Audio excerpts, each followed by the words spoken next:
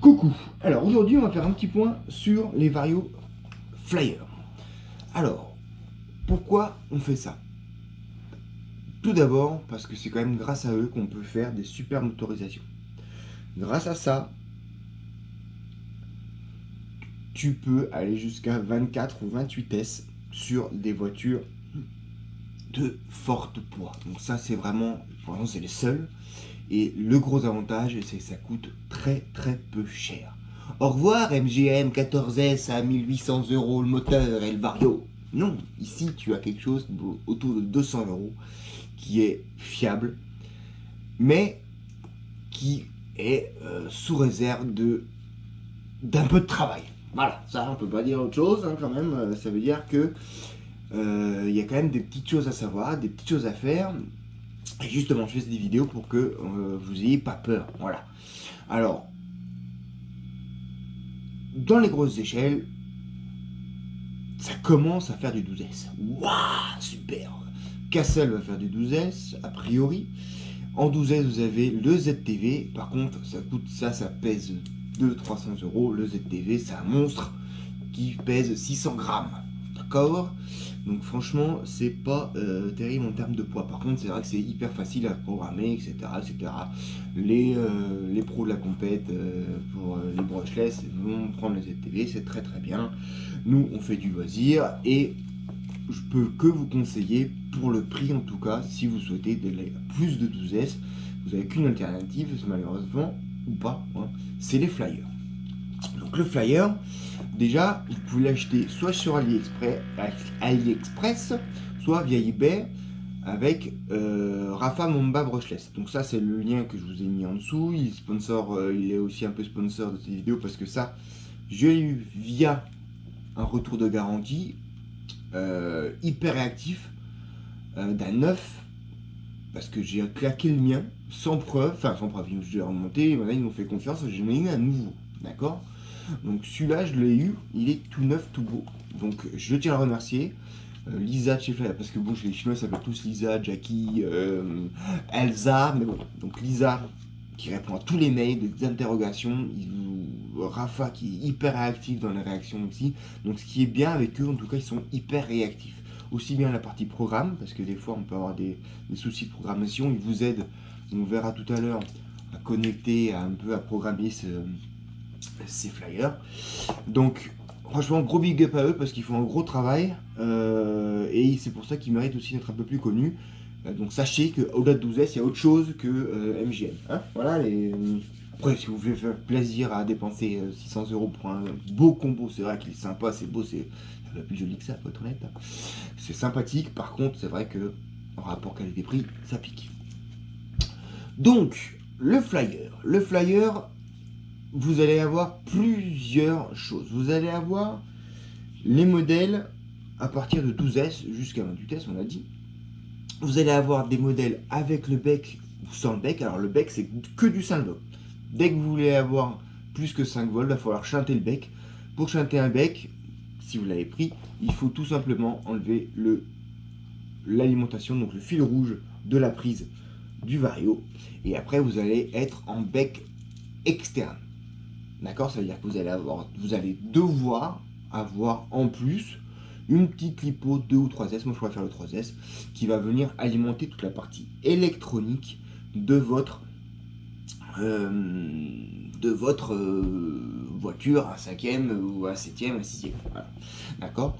Donc ça rajoute un petit peu de poids. Le ZTV, par contre, vous avez un bec, je crois, qui est réglable, qui est sympathique, qui effectivement permet facilement d'alimenter votre cerveau. Donc ça, première chose, avec bec ou sans bec. Moi, je préfère sans bec, parce que 5 volts, c'est vrai que maintenant, avec tous les cerveaux qu'on a, ils vont jusqu'à du 8,4, donc c'est un peu dommage de se restreindre à 5. Donc voilà, moi je préfère ça. Donc ensuite, vous allez choisir les S et le voltage. Donc plus vous montez et l'ampérage, plus vous montez en S, donc en voltage, plus globalement en général l'ampérage baisse. Après vous avez des trucs énormes aussi en 400 ampères 22S. Maintenant, on va passer 400 ampères 22S sur un Vario, en tout cas une machine RC, non. Peut-être qu'il les passe sur les C'est des varios qui sont utilisés par exemple pour les trottinettes électriques, pour les scooters électriques, voilà, des choses qui permettent de déplacer quand même des masses plus importantes, nous par exemple, donc ça peut consommer plus. Mais en tout cas en RC jusqu'à 20 kg, vous n'allez jamais avoir 40 ou 400 ampères. Et j'ai jamais eu un vario qui chauffait, hein, pour être clair. Donc ça se présente comme ça. Là j'ai déjà fait un petit truc pour vous montrer. Vous allez avoir donc ici la partie, ça vient nu, c'est-à-dire sans connecteur, hein. Vous allez voir ici la partie moteur, vous allez devoir souder. Donc ça c'est important, si vous ne savez pas souder, prenez pas de flyer ou demandez à des gens qui savent souder, hein, parce que sinon c'est foutu. Le vario, et ici vous allez avoir une ribambelle de cordons. Donc là vous avez les alimentations de sortie sur laquelle vous allez devoir mettre vos prises. D'accord? Ensuite ici vous avez le ventilo, l'alimentation du ventilo. Vous avez ici la partie programmation qui vient s'associer en fait au USB dongle que vous allez pouvoir brancher et mettre sur votre PC pour utiliser les softwares de programmation et de mise à jour. Ensuite là vous avez la prise vario, là vous avez l'anti-spark qui est mis comme ça. Donc voilà la présentation générale. Ensuite, moi ce que je fais et ce que j'ai fait, qui a nécessité un remplacement, c'est que moi ici je mettais une simple prise PK. Donc j'avais une des parties qui était à nu. Ça veut dire quoi? Ça veut dire que le temps que par exemple j'ai pas mis mon anti-spark, bah, si j'avais l'alimentation et que par inadvertance j'avais les contacts des deux douilles, ça a fait un spark. Et ça, effectivement, les CAPA, ils n'ont pas aimé sur un modèle, donc on me l'a remplacé. Et maintenant, j'utilise systématiquement pour faire mon anti-spark des prises AC150 qui sont aussi anti-spark elles-mêmes, mais qui permettent, voilà, il n'y a pas de contact possible malencontreux et pour faire un arc. Et en plus, ici, ils sont anti-spark. Donc là, c'est sûr de sûr. Donc à la limite, ce fil-là, qui en fait est un PK 4 mm avec la soudure d'une résistance derrière, fait aussi l'anti-spark. D'accord? Donc, comment je vais faire? Je vais souder ici moins, plus, moins, plus, moins, plus, moins, plus. Je vais souder mes prises. Et en fait, je vais brancher mes lipos. Ici, je serai totalement débranché, ici, comme ça. D'accord? Je vais brancher mes lipos. Et pour être tranquille, je vais d'abord souder, brancher mon anti-spark ici. Donc ça, en fait, ce fil-là est soudé en même temps sur la prise. La dernière prise, en fait, le moins de la dernière prise, comme ça. Donc je vais d'abord ça et après je branche mon noir. Maintenant même ici je pourrais me passer de ce câble là parce que comme je l'ai dit, cette prise là est anti-spark, ça coûte 2 ou 3 euros, AC150. Pour vous montrer, j'en ai encore. Donc voilà, ça c'était ce que j'avais fait avant, hein. Vous voyez, c'était ce type de branchement qui était pris. Ça c'était pas terrible parce que c'était complètement dénudé, donc ça pouvait faire ça. Donc j'en ai plus tout.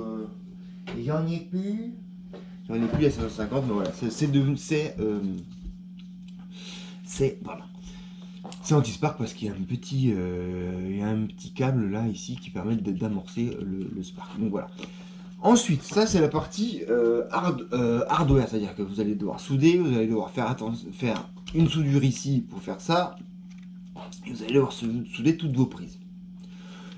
Une fois que j'ai fait ça, vient la partie la moins sympathique, si on n'a pas l'habitude, c'est la mise à jour et le réglage. Donc la mise à jour, elle se fait via un software qui est le firmware update. Donc vous allez sur le site Flyer, vous allez dans la partie support, ensuite download, et vous allez avoir deux logiciels, le PCS qui va permettre de le programmer et le Flyer Update 3.0 je crois qui permet de mettre à jour le software de ça. Le software, il faut absolument prendre le CAR, vous allez avoir dans la liste Flash. Je vous mettrai des liens, j'avais fait des vidéos là-dessus. Flash. Je vous choisissez le car 16S V51 et que celui-là, parce qu'il y en a une multitude d'updates, mais il n'y a que celui-là qui fonctionne vraiment très très bien. Même si c'est du 24S, vous prenez le 16S parce que le 24S n'est pas encore disponible. Ça change pas grand-chose, vous verrez.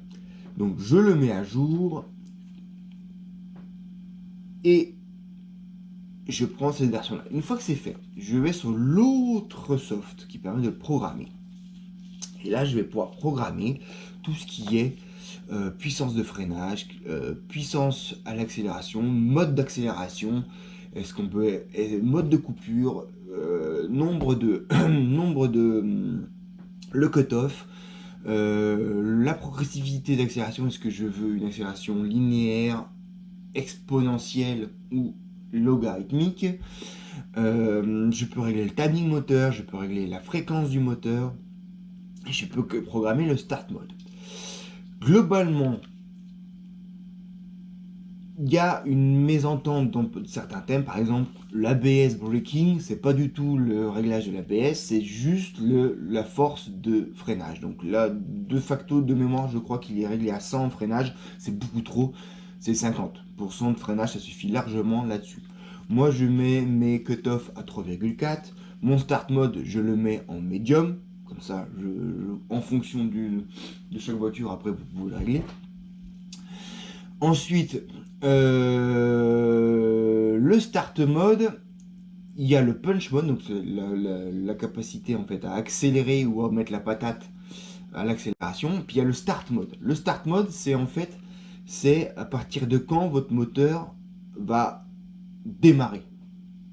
Et sur certains, j'ai eu problème sur la XR5, quand vous utilisez des moteurs à 4 ou 6 pôles avec des KV assez faibles, si vous mettez un start mode à 0%, ça veut dire que le moteur commence à démarrer dès que vous appuyez sur la gâchette. Ben, des fois, il a du mal. C'est-à-dire que les pôles ont du mal à prendre et à arriver. Donc moi, j'arrivais pas à accélérer. Et donc en fait, j'ai juste augmenté ce start mode, c'est-à-dire que dès que je touche la gâchette, et ben directement le moteur, au lieu de commencer à 0% de puissance, il commence à 10 ou à 15% en instantané. Donc ça lui permet, voilà, d'embrayer les aimants sans aucun souci, sans aucun hoquettement, si on fait pas ça à la mode brutale. Donc ça, c'est hyper important. Ce que je veux dire par là, c'est que vous allez devoir faire des essais. Alors vous allez me dire, oui, mais c'est chiant, il faut chaque fois avoir un PC, comment je fais sur la piste? Ouais, mais il existe aussi une boîte de programmation, ici la Progbox, qui permet sur la piste, sur le terrain, de programmer ton vario flyer. Donc ce qui est important de comprendre là-dessus, c'est que voilà, elle est pas non plus super simple à utiliser, enfin, elle est très simple dans les termes, il faut juste savoir que en fait, à chaque fois que tu vas la brancher, tu vas changer un par un tes paramètres, chaque fois les valider, redébrancher, remettre, parce que sinon ça ne le prendra pas. Il faut bien vérifier, sinon il y a des prises de tête de malade là-dessus. Donc je programme un paramètre à la fois, je débranche, je rebranche, pour être sûr, et je regarde bien la prise en compte. Des fois, c'est un peu aléatoire. C'est pour ça que moi j'aime bien faire ça sur le PC, c'est quand même plus simple qu'avec cette box, qui est, faut le dire, un peu compliqué à utiliser. Donc, surtout, n'hésitez pas à franchir le pas. Franchement, c'est un hyper bon vario avec des réglages qu'il faut, les réglages des manettes et les réglages du soft. Vous arrivez à avoir quand même quelque chose de hyper sympa en termes de fluidité, d'accélération, de freinage. Vous avez même le freinage de la marche arrière. Donc franchement, c'est top. Moi j'adore vraiment cette marque, mais par contre ça nécessite un peu d'effort en tout cas plus d'efforts que du plug and play comme du Castle ou du ZW. Après, le prix est 2 fois moins élevé largement. Donc pour moi, franchement, n'hésitez pas. Si vous avez des soucis, il y a Mani qui a fait des vidéos, moi j'ai une playlist aussi sur du flyer. N'hésitez pas à contacter Flyer en direct ou alors Rafa Mamba Brushless. Franchement, c'est top. Voilà, petit point sur les flyers. Si vous avez des questions, des questions sur ça, n'hésitez pas dans l'espace commentaire. Je suis disponible, Mani est disponible, tout le monde est disponible, Flyer est disponible, Raphaël est disponible. On est, on est là. Bon, voilà, allez, à plus. Merci encore Rafa pour le changement garanti encore. Encore une fois, c'est super cool. Je te remercie. Ciao.